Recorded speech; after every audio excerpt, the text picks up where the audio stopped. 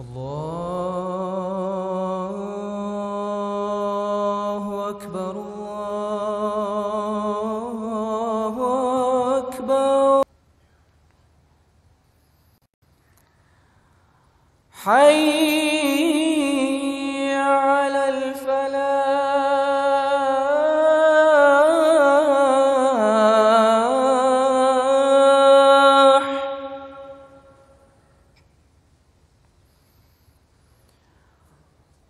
الله أكبر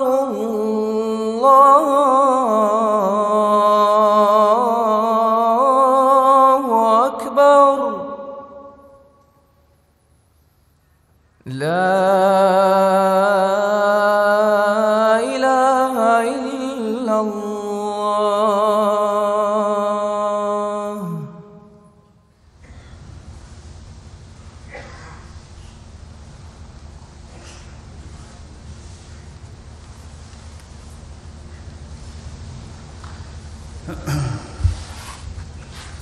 السلام علیکم ورحمۃ اللہ.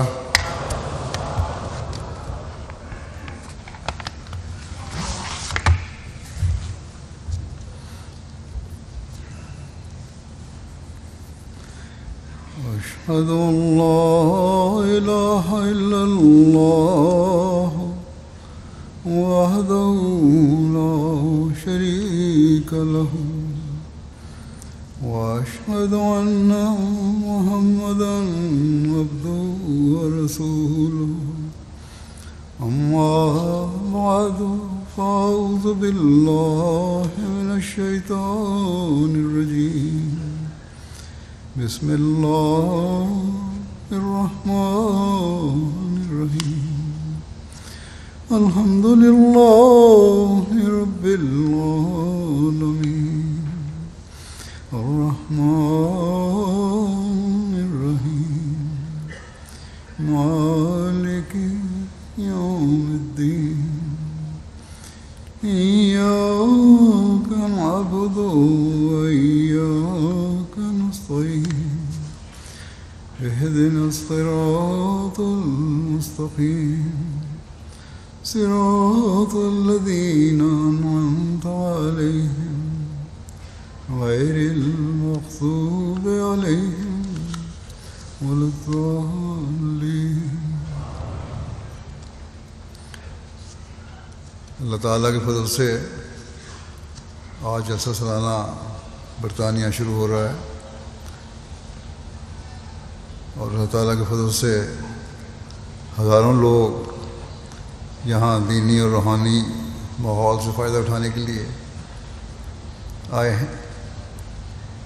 ان دنوں میں یہاں حدیقت المہدی میں ایک عارضی شہر بنایا گیا تاکہ اس ماحول میں رہ کر ہم دنیاوی جھمیلوں سے علیحدہ ہو کر اپنی دینی، روحانی، اخلاقی حالتوں کو بہتر کرنے کی کوشش کریں. بس ایسے حالات میں آنے والوں کو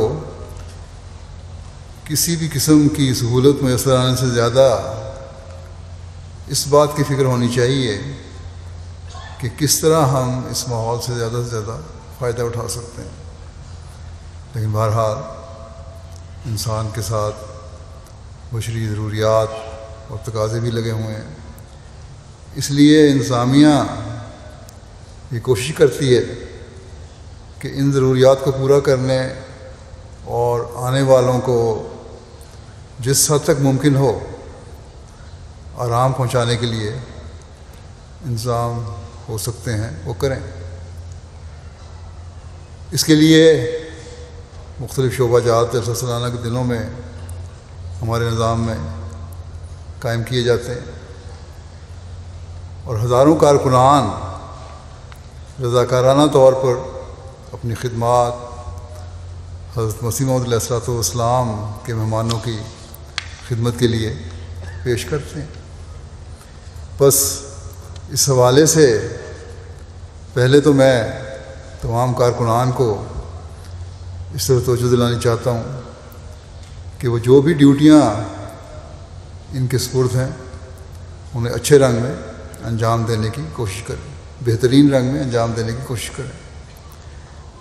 جلسے کے مہمانوں کو حضرت مسیح موعود علیہ السلام کے مہمان سمجھ کر خدمت کریں، انہیں اللہ تعالیٰ کی خاطر نیک مقصد کے لیے آنے والے مہمان سمجھ کر خدمت کریں،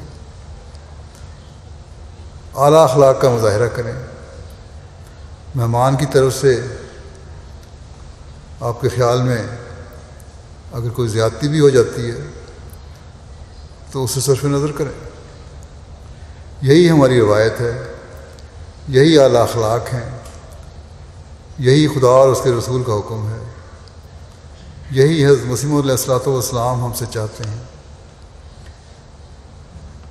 اب یہ مہمان نوازی اور اعلیٰ اخلاق کا مظاہرہ اللہ تعالیٰ کے فضل سے جماعت احمدیہ کا ہر ملک میں ایک خاص وصف بن چکا ہے۔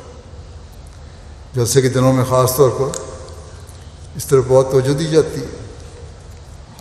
بس یہاں بھی ہمیشہ کی طرح سب کارکنان ان اعلیٰ اوصاف کا مظاہرہ کریں جو اسلامی تعلیم کا خاصہ ہے۔ مجھے علم ہے کہ سب کارکنان اس جذبے سے کام کرتے ہیں اور اب بھی کریں گے۔ کل میں نے کارکنان سے جو تھا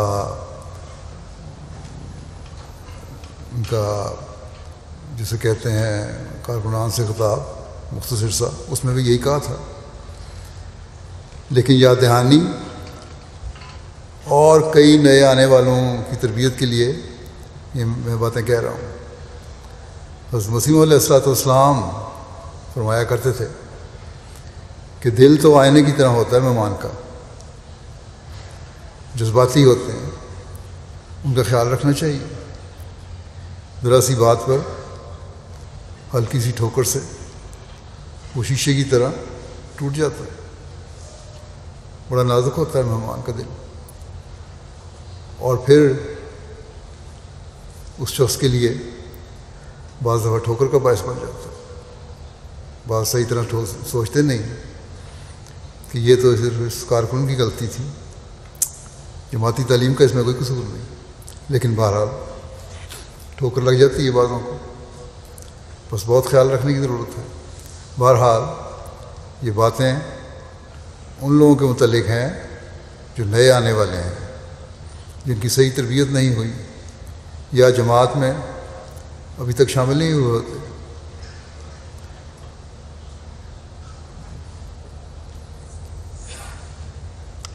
لیکن یہاں آنے والے اکثر اللہ تعالیٰ کے فضل سے جو احمدی ہیں یہ بات سمجھ کر آتے ہیں کہ یہاں تکالیف برداشت کرنی پڑیں گی، لیکن بہرحال جیسا کہ میں نے کہا کچھ مہمان باہر کے بھی ہوتے ہیں جن کا خاص خیال رکھنا پڑتا ہے، جو ابھی تک جماعت میں شامل نہیں ہوئے یا جن کی صحیح تربیت نہیں ہوئی۔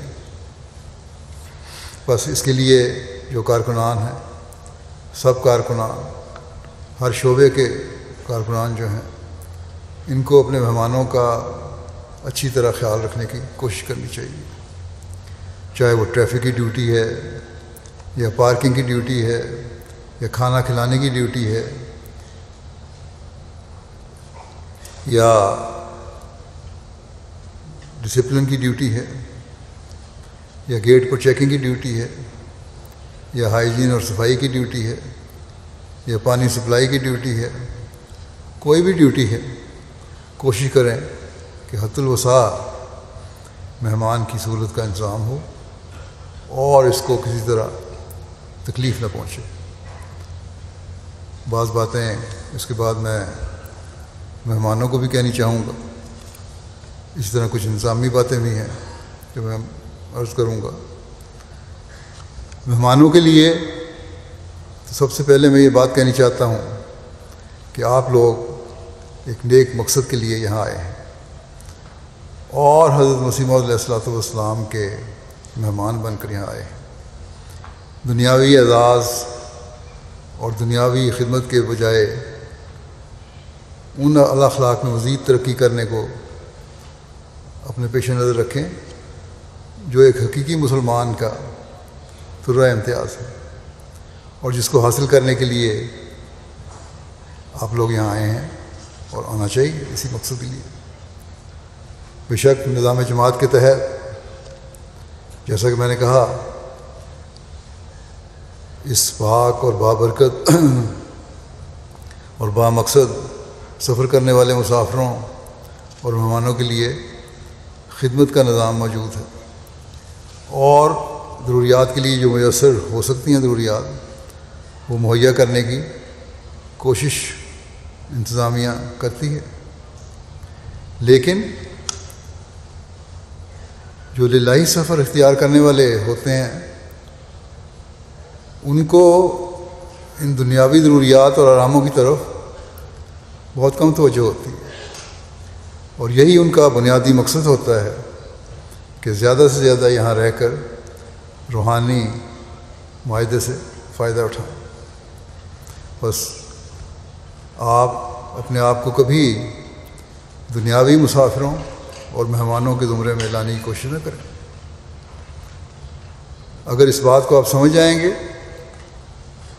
تو میزبانوں کی کمزوریوں اور کمیوں سے بھی آپ صرف نظر کرتے رہیں گے، ورنہ بعض دفعہ دیکھنے میں آتا ہے کہ شکوہ پیدا ہو جاتا ہے کہ فلاں جگہ کے لوگوں کو بہتر انتظام تھا، فلاں لوگوں کو زیادہ سہولت میسر کی گئی تھی، فلاں کے ساتھ بہتر سلوک ہوا، فلاں کے ساتھ کم سلوک ہوا، تو اس طرح اس قسم کے شکوے پھر پیدا نہیں ہوں گے۔ بعض دفعہ اندازے کی غلطی سے بعض کمزوریاں رہتی ہیں تو ان کو نظر انداز کرنا چاہیے۔ اگر ہر ایک کے دل میں یہ خیال ہو، ہر آنے والے احمدی مسلمان کے دل میں یہ خیال ہو کہ ہمارا مقصد صرف اور صرف روحانی معاہدہ حاصل کرنا ہے، نہ کہ کسی بھی قسم کی دنیاوی سہولتوں کو حاصل کرنا، تو پھر دونوں میزبان اور مہمان محبت اور پیار سے یہ دن گزاریں گے۔ بہرحال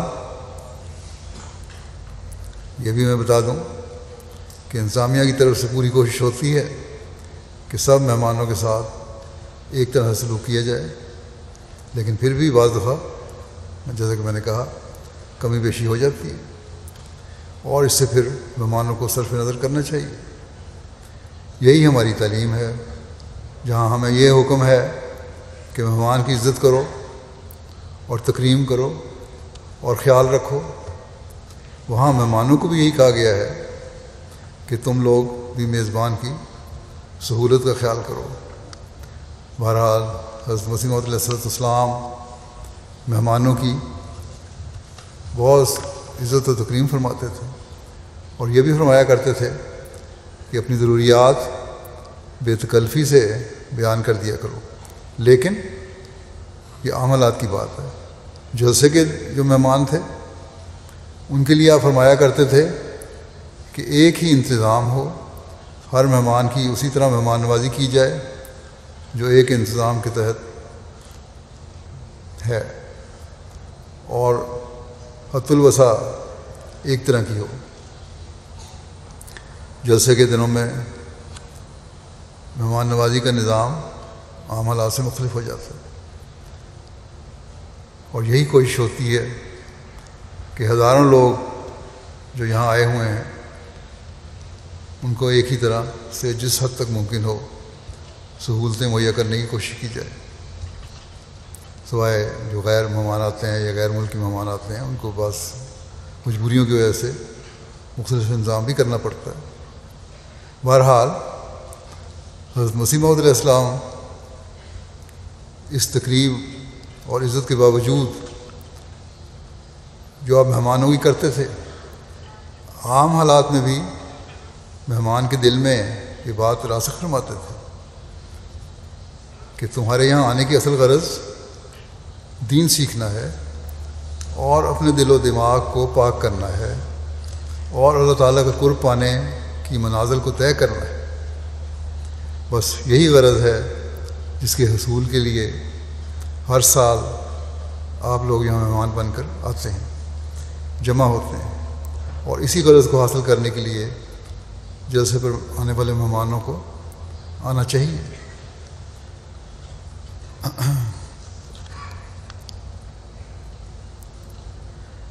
ان دنوں میں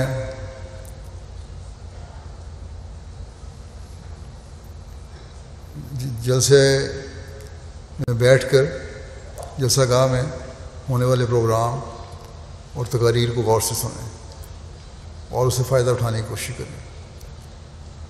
مہمانوں کے لیے چند عمومی باتیں اور بھی پیش کرتا ہوں۔ مومن کے لیے اپنے وقت کا صحیح استعمال انتہائی ضروری ہے۔ جب ایسے اجتماعی موقعوں پر سب جمع ہوتے ہیں تو دور دور سے آئے ہوئے عزیزوں اور واقف کاروں کی ایک دوسرے سے ملاقاتوں اور مل بیٹھنے کی خواہش بھی ہوتی ہے۔ اب جب کہ صرف ایک ملک کے رہنے والے واقف کار اور عزیز نہیں، بلکہ دوسرے ملکوں کے رہنے والے واقف کاروں اور عزیزوں سے بھی ملاقات کے سامان اللہ تعالیٰ نے پیدا فرمائے ہیں۔ حضرت مسیح موعود علیہ الصلوۃ والسلام کو اللہ تعالیٰ نے اپنے فضل سے وہ جماعت عطا فرمائی ہے جس نے ملکوں اور قوموں کی سرحدوں کو اور فرقوں کو ختم کر دیا ہے اور ایک عظیم بھائی چارے کی بنیاد پڑ چکی ہے۔ آپ نے جلسے میں شامل ہونے والوں کا ایک مقصد یہ بھی بیان فرمایا ہے کہ جماعت کے تعلقات اخوت استحکام پذیر ہوں، ان میں مضبوطی پیدا ہوتی چلی جائے، ہم ایک قوم بن جائیں، اور اس کے لیے ظاہر ہے مل بیٹھنے کی ضرورت بھی ہوتی ہے، آپس میں ایک دوسرے سے میل ملاقات بھی ہوتی ہے، اور یہ ضروری چیز ہے، ایک دوسرے سے واقفیت بڑھانے اور تعلق بڑھانے کے لیے ضروری چیز ہے۔ لیکن سارا دن جلسے کا جو پروگرام ہو رہا ہوتا ہے اس کو بہرحال سننے میں وقت گزارنا چاہیے، اور اس کے بعد ہی جو موقع میسر آئے اس میں پھر آپس میں مل بیٹھیں اور باتیں کریں اور تعلقات بڑھائیں۔ یہ بھی دیکھنے میں آیا ہے کہ بعض دفعہ یہ مل بیٹھنا اتنا لمبا ہو جاتا ہے، بعض پرانے واقف کاروں کا جو ہے جب دور دیر بعد ملتے ہیں تو یہ اتنے لمبی ملاقاتیں ہو جاتی ہیں کہ خوش گپیوں میں ساری رات ضائع ہو جاتی ہے، اور پھر نماز فجر کے وقت تہجد تو خیر علیحدہ رہی، فجر کے وقت بھی مشکل سے ان کی آنکھ کھلتی۔ پھر یہ بھی ہوتا ہے کہ بعض دفعہ انتظامیہ کو بھی اس سے دقت پیش آتی ہے کہ کھانے کی مارکی میں باتوں میں لگے اور کھانا کھاتے ہوئے لوگ لمبی باتوں میں مصروف ہو جاتے ہیں، اتنا وقت گزارتے ہیں کہ کارکنوں کو پھر یاد دہانی کروانی پڑتی ہے کہ نماز کا وقت ہو گیا ہے یا بہت زیادہ وقت ہو گیا ہے۔ بہرحال اسی طرح گھروں میں ٹھہرنے والوں کو بھی ہو سکتا ہے دقتیں پیش آتی ہوں، تو اعتدال سے کام لینا چاہیے۔ مہمانوں کو خاص طور پر اس بات کا خیال رکھنا چاہیے کہ میزبانوں نے بھی اپنے کام سمیٹنے اور اگلے وقت کی تیاری کرنی ہوتی ہے۔ حضرت صلی اللہ علیہ وسلم کے پاس آئے ہوئے مہمانوں کے بارے میں بھی اللہ تعالیٰ کا یہی حکم تھا کہ بیٹھ کے باتوں میں وقت ضائع نہ کیا کرو، جب کھانا پینا ہو جائے تو اٹھ کے چلے جایا کرو۔ بس خاص طور پر کھانے کی مارکی میں کھانا بعض دفعہ شفٹوں میں کھلانا پڑتا ہے، زیادہ رش ہو جائے، اس لیے فوری طور پر کھانا کھا کے اٹھ جانا چاہیے تاکہ دوسرے لوگ بھی آ سکیں اور آرام سے کھانا کھا سکیں۔ بس یہ باتیں اگر ہوں گی تو پھر کسی قسم کے شکوے بھی پیدا نہیں ہوں گے، اور یہ خوشگوار ماحول میں سب کام اس خوشگوار ماحول میں سب کام ہوتے رہیں گے۔ پھر اسی طرح جب بڑی تعداد میں لوگ جمع ہوں تو بعض دفعہ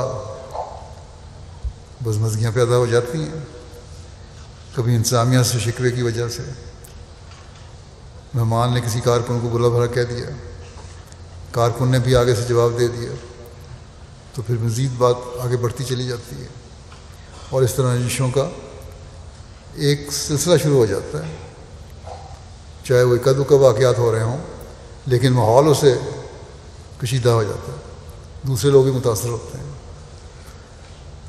اگر تو شکوے کرنے والے یا غلط بات کہنے والے یہاں کے رہنے والے ہیں، یعنی یو کے میں رہنے والے ہیں، تو پھر یہ سلسلہ اور بھی لمبا ہو جاتا ہے، اور پھر دوسرے موقعوں پر بھی اس کا اظہار ہو جاتا ہے، اور صرف یہی نہیں، باقی ملکوں میں بھی یہی چیز سامنے دیکھنے میں آئی ہے۔ حقیقی مومن کے بارے میں اللہ تعالیٰ فرماتا ہے کہ وہ غصے کو دبانے والے ہوتے ہیں، بس زیادتی کرنے والے یا جن پر زیادتی ہو رہی ہو، دونوں کو یہ میں کہتا ہوں کہ جلسے کے ماحول کے تقدس کو سامنے رکھیں، اور مہمان بھی صرف نظر سے اور عفو سے اور درگزر سے کام لیں۔ اگر زیادتی ہو بھی جائے ان کے خیال میں، تب بھی صبر اور حوصلے سے کام لیں، صبر اور حوصلہ دکھائیں، اور کارکن بھی اپنے غصے کو مہمان کی طرف سے زیادتی ہونے کے باوجود اگر وہ سمجھتے ہیں کہ زیادتی ہو رہی ہے، پھر بھی دبا جائیں اور غصہ بھی جائیں۔ اسی طرح کارڈز کی چیکنگ ہے اور سیکیورٹی ہے، کیونکہ سیکیورٹی چیک بھی آج کل کے حالات میں بہت ضروری ہے، بڑی احتیاط کرنی پڑتی ہے۔ اس کے مختلف مرحلوں سے گزرنے کی وجہ سے بعض لوگوں کو تکلیف بھی ہو سکتی ہے، اور ہو سکتا ہے کہ دیر بھی لگ جائے، اور خاص طور پر عورتوں میں یہ زیادہ مسئلہ پیدا ہوتا ہے، کیونکہ ان کے بچے بھی ہوتے ہیں اور ان کے سامان بھی زیادہ ہوتے ہیں، بے شمار بیگ اٹھائے ہوتے ہیں عورتوں نے بعض دفعہ، اور ہر بیگ کو چیک کرنے میں پھر وقت بھی لگ جاتا ہے۔ اس لیے ایک تو یہ عورتوں کو کوشش کرنی چاہیے کہ آج تو جو سامان اگر کوئی لے آئی ہے زیادہ تو ٹھیک ہے، لیکن باہر سے آنے والے جو جلسہ کام میں نہیں ٹھہرے ہوئے لوگ، اکثر تو باہر سے ہی آ رہے ہوتے ہیں، آئندہ 2 دنوں میں اپنا سامان کم سے کم لائیں تاکہ چیکنگ میں کم سے کم وقت خرچ ہو۔ جو بچے والیاں ہیں وہ بھی بچوں کی ضرورت کی چیزیں لائیں، ساتھ غیر ضروری چیزیں نہ لائیں، اس سے بلا وجہ دیر ہوتی ہے، وقت ضائع ہوتا ہے، انتظامیہ کا بھی وقت ضائع ہوتا ہے اور لوگوں کا بھی وقت ضائع ہوتا ہے، لوگوں کو لائن میں کھڑے ہو کر انتظار کرنا پڑتا ہے، پھر وہ انتظامیہ کو الزام دیتے ہیں، حالانکہ قصور بعض دفعہ جلسے میں شامل ہونے والوں کا ہوتا ہے۔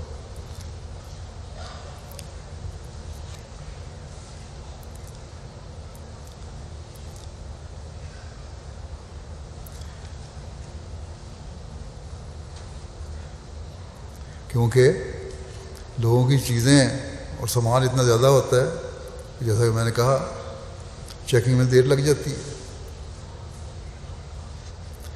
پھر ایک حکم اور ارشاد حضرت صلی اللہ علیہ وسلم کا یہ ہے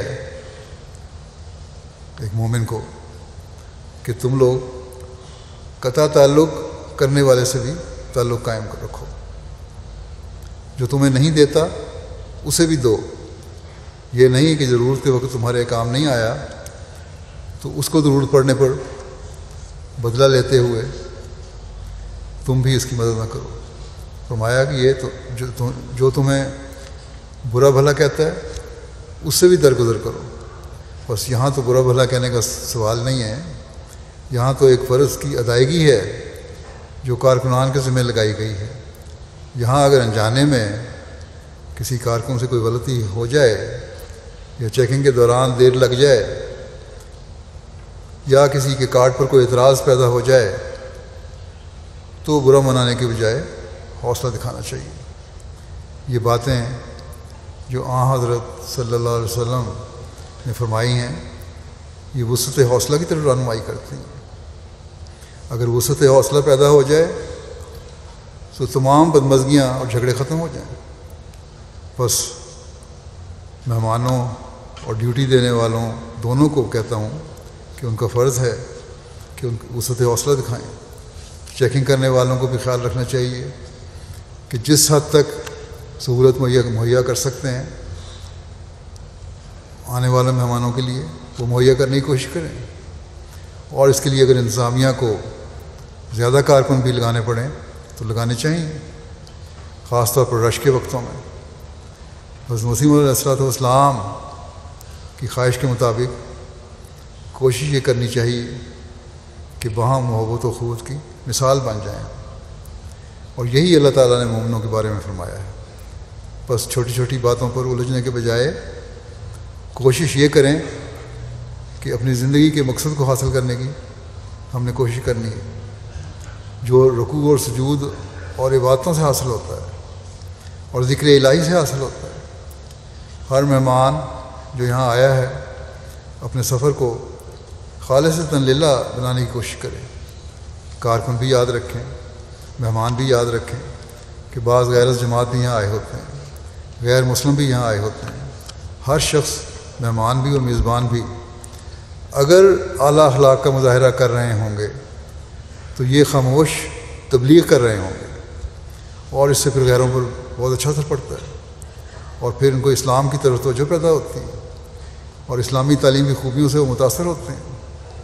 پھر ایک ضروری چیز یہ ہے کہ یہاں آنے والے ایک دوسرے کو سلام کرنے کا بھی رواج دیں، اس طرح بھی زیادہ سے زیادہ کوشش کریں۔ بڑی برکت والی اور پاکیزہ دعا ہے جو ہمیں سکھائی گئی ہے، جب میزبان اور مہمان ایک دوسرے کو سلام کرتے ہیں تو جہاں وہ ہر ایک قسم کے خوف اور فکر سے آزاد ہوتے ہیں، وہاں ایک ایسی دعا جو ایک دوسرے کو فیضیاب کرنے والی ہوتی ہے وہ دے رہے ہوتے ہیں۔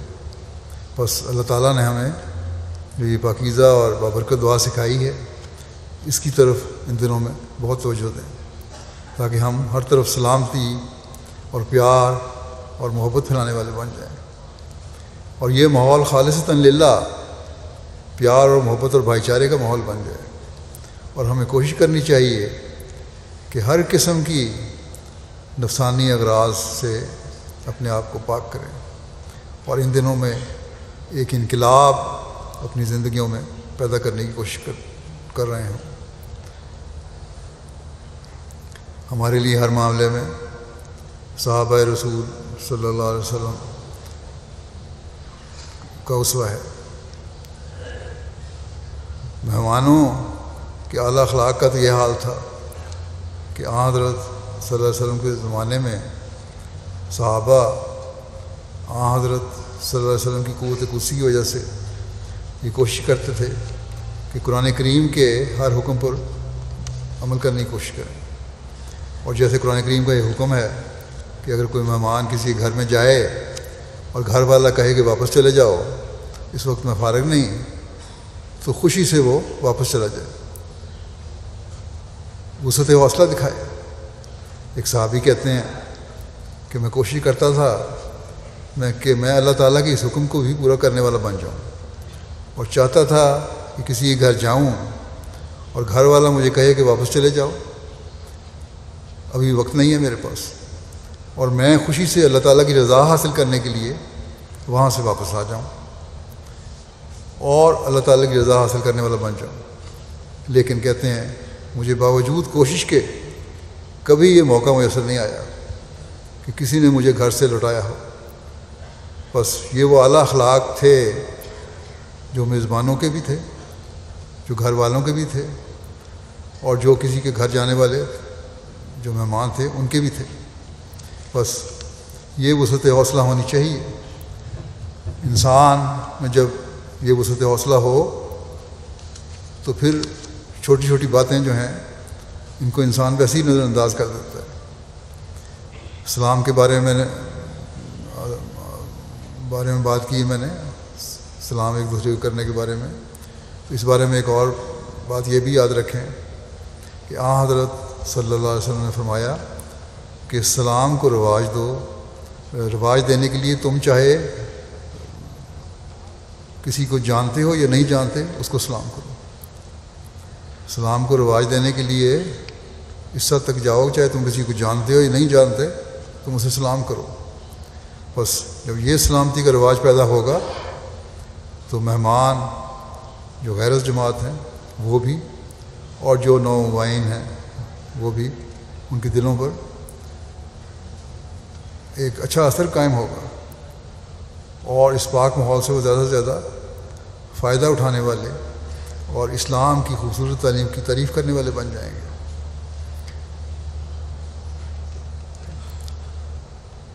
اور نومبائن اس پر عمل کرنے والے ہوں گے جو زیادہ آسن رنگ میں وہ نظام میں جذب ہونے والے بن جائیں گے۔ ان کو شکوہ ہوتا ہے کہ ہمیں جذب نہیں کیا جاتا بعض جگہ۔ حضرت مسیح علیہ السلام کا واقعہ ایک پیش کرتا ہوں۔ حضرت مسیح علیہ السلام ایک دفعہ جب جنگ مقدس کی تقریب تھی، جب مباحثہ ہوا تھا مسلمانوں اور عیسائیوں میں، حضرت مسیح علیہ السلام اس دوران جہاں ٹھہرے ہوئے تھے وہاں ایک واقعہ پیش آیا آپ کے ساتھ۔ کارکنان کہتے ہیں کہ ایک دن مہمانوں کی کثرت کی وجہ سے منتظمین حضرت مسیح علیہ السلام کے لیے کھانا رکھنا بھول گئے یا پیش کرنا بھول گئے، اور رات کا ایک حصہ گزر گیا، آپ کو کھانا نہیں دیا گیا۔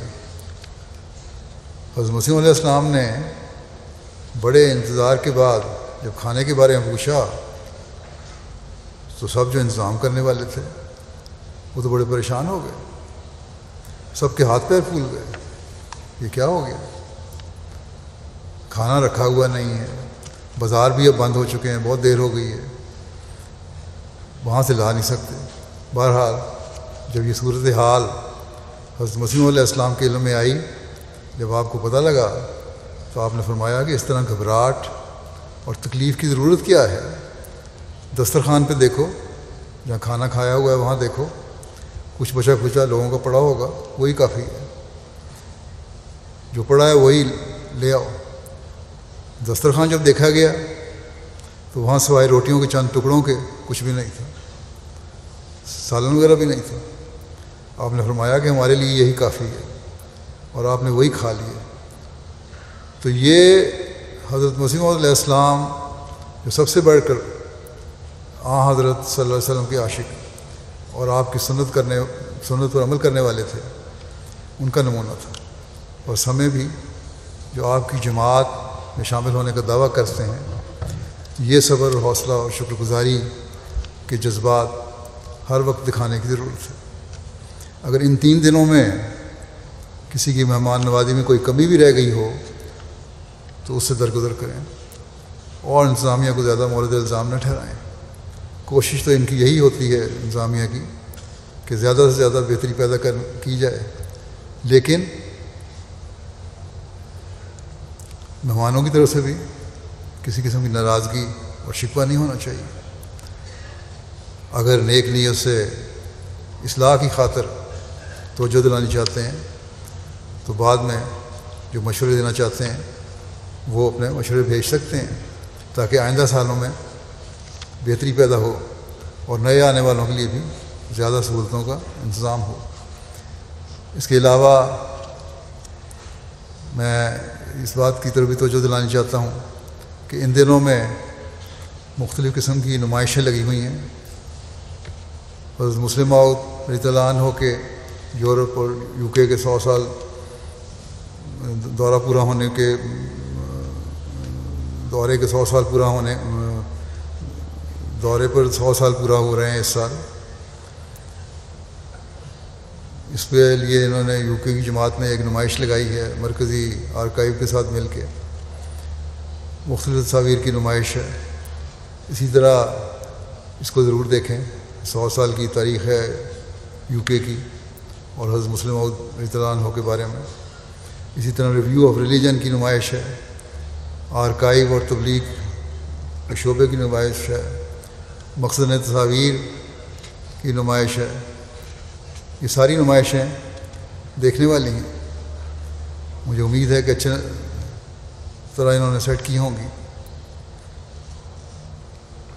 جو فارغ اوقات ہیں ان میں ادھر ادھر وقت ضائع کرنے کے بجائے ان نمائشوں کو دیکھنے کی کوشش کریں. اسی طرح انتظامیہ کو یہ بھی ہدایت دی گئی ہے کہ بعض جگہوں پر دنیا میں اب کووڈ کے مریض زیادہ نظر آنے لگ گئے ہیں. جہاں بھی بعض جگہوں پہ اضافہ ہوا ہے مریضوں میں، تو یہاں مختلف جگہوں سے لوگ آئے ہوئے ہیں اور ہو سکتا ہے کوئی بھی کووڈ کی جراثیم لے کر آیا ہو. اس لیے گیٹس پر، داخلی رستوں پر ہومیوپیتھک دوائی جو حفظ ما تقدم کے لیے ہے، پریونٹیو ہے، اس کو دینے کا انتظام کیا گیا ہے. کوشش کریں کہ ہر شخص جو گیٹ سے اندر داخل ہو وہ اگر انتظامیہ اگر ان کو دوائی دے تو آرام سے لے لیں، بلکہ خود مانگ کے لیں. اللہ تعالیٰ سب کو ہر قسم کی بیماری سے محفوظ رکھے، ہر شر سے بھی محفوظ رکھے. اسی طرح سیکیورٹی کا انتظام ہے. پہلے ہی میں نے کہا سیکیورٹی کے انتظام میں ہر سال میں کہتا رہتا ہوں کہ سب سے بڑھ کر سیکیورٹی ہماری یہی ہے کہ اپنے دائیں بائیں نظر رکھیں اور کوشش کریں کہ ہر ایک دوسرے کو دیکھ رہا ہے. یہ سب سے بڑی سیکیورٹی ہوتی ہے. اگر یہ ہو جائے تو پھر کسی مخالف کو، دشمن کو کسی بھی قسم کا شر پھیلانے کا موقع نہیں ملتا. اسی طرح غیر ضروری سامان، بیگ وغیرہ کہیں پڑا ہوا دیکھیں تو انتظامیہ کو اطلاع دے دیں، اور اگر کسی شخص کی کوئی مشکوک حرکات دیکھیں تب بھی انتظامیہ کو بتا دیں. بہرحال ان دنوں میں سیکیورٹی کی طرف خاص توجہ دیں. لیکن سب سے بڑا ہتھیار ہمارے پاس اللہ تعالیٰ کی پناہ ہے، اور اس پناہ کو حاصل کرنے کے لیے دعاؤں اور ذکر الہی کی طرف ہمیں زور دینا چاہیے. اس طرف خاص طور پر ان 3 دنوں میں زور دیں. اللہ تعالیٰ آپ سب کو توفیق عطا فرمائے کہ اس پر عمل کرنے والے ہوں، اور یہ جلسہ ہر لحاظ سے ہر ایک کے لیے بابرکت ہو.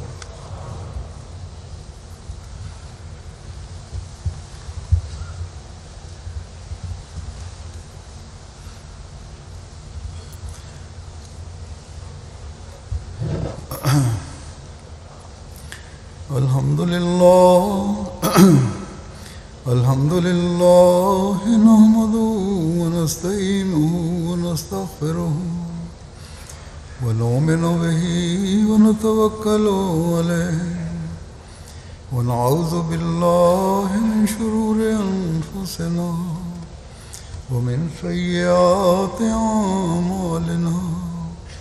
من يهده الله فلا مضل له ومن يضلل فلا هادي له. ونشهد أن لا إله إلا الله ونشهد أن محمدا عبده ورسوله.